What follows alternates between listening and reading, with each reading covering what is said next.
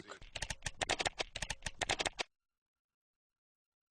I am Daniel Cudmore, and I'm playing the character Felix, which is part of the Volturi Guard, essentially one of the most violent, sort of animalistic characters in the book so far. My name is Charlie Bewley. I am playing Dimitri, who is the Volturi Guard with unparalleled tracking abilities. Sidekick to Felix and General Casanova of life.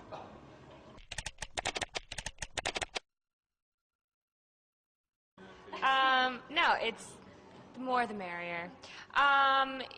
The first one was incredible, and we all kind of bonded and started the journey together. But it's going to they came to film in Italy, and Italy was a completely different experience than anything that I've dealt with before, and so it was kind of cool because the original cast did have this strong bond. It was kind of cool to go with a couple of the new guys and a couple of the people who've been there from the beginning and experience something new, because we were in this little tiny town called Montepulciano, and there was thousands of girls all shoved into this one area screaming and crying, and it was really cool to experience it. Screaming and crying.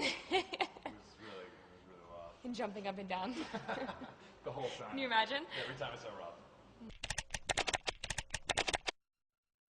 How do you deal with it? You just embrace it, because it's something that not everyone gets to do, and it's a great life adventure experience, and to shun it and to see it in a negative sense, it's silly. No, I mean, I've got a long-winded explanation as to why I became an actor, but which you don't want to hear.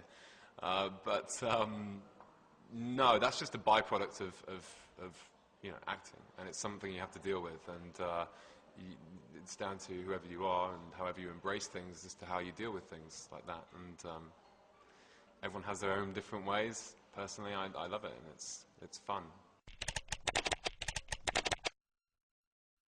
Yeah, that's kind of a weird, if someone finds you attractive, that's a compliment, right? I don't know about a heartthrob, though. I don't know. What do you mean? It's kind of... You want to be a heartthrob. Yeah, you know what? Every guy wants to be a heartthrob. I want to be a heartthrob. For me, I started reading the books, and then just started building a character from what I thought from reading the books, where he was kind of going, and where he's been and what he's been through, and I just sort of piece by piece started building and working on it, and that's kind of the way I went about it. I just really tried to tag what kind of emotion he's feeling and sort of his history, and I just sort of built it layer by layer. Very much the same for me. It